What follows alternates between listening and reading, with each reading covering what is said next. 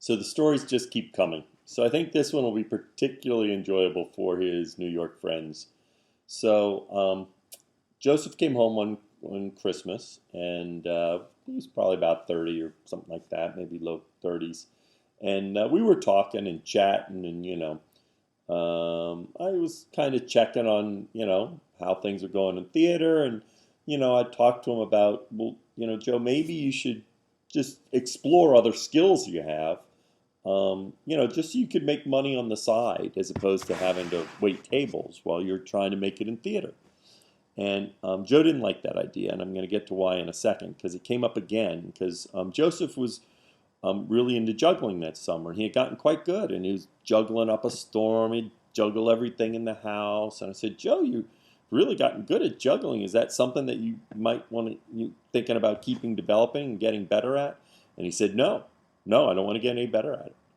And it's kind of puzzled me because he'd gotten pretty good. He seemed to be enjoying it. I said, Joe, why don't you want to get any better at juggling? And he said, well, if I kind of like other skills too, I don't want to develop any other skills that I might use to make money, because that might tempt me away from pursuing my dream of theater. And that's why earlier he had told me he didn't want to develop other skills, where he could actually make some money besides waiting tables, because he might choose to exploit those skills. And of course, I found it particularly humorous when this came up within the confines of juggling, because I've never thought of juggling as a particularly lucrative business, but Joseph really wanted to avoid getting really good at juggling because he knew the gold mine that really that could lead to. And it really is a shame, because I really think he could have been someone, and he could have, he'd be in a big house now. They wouldn't have any problems, but he cut that off. So never developed as a juggler. So okay, got one or two more.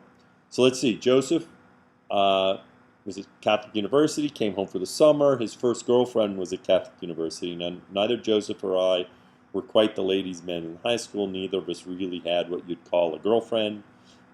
We tended to go to dances with our friends. In fact, I took the same person to my senior prom that Joe took to his senior prom, but it wasn't anything funny like that. She was our friend. Anyway, so when Joe got to Catholic University, all that changed. Suddenly, he had a girlfriend. Big news, big news. And once he got a girlfriend, boy, he wanted to keep them. And so Claudia was his first girlfriend, his first true love. And she lived in Florida. And Joe came home for the summer, and Joe did not like being away from Claudia. And he was on the phone with her literally on the order of about 2 hours a day, which at that time ended up being quite expensive, and my father did not like that. But the thing that really got my father was when Joe decided to get on a plane and fly to Florida to see Claudia without my parents knowing that he was leaving New Orleans. And I don't know. I don't remember when they actually found out that he was that he wasn't in New Orleans, but it was quite some time. It was after he was in.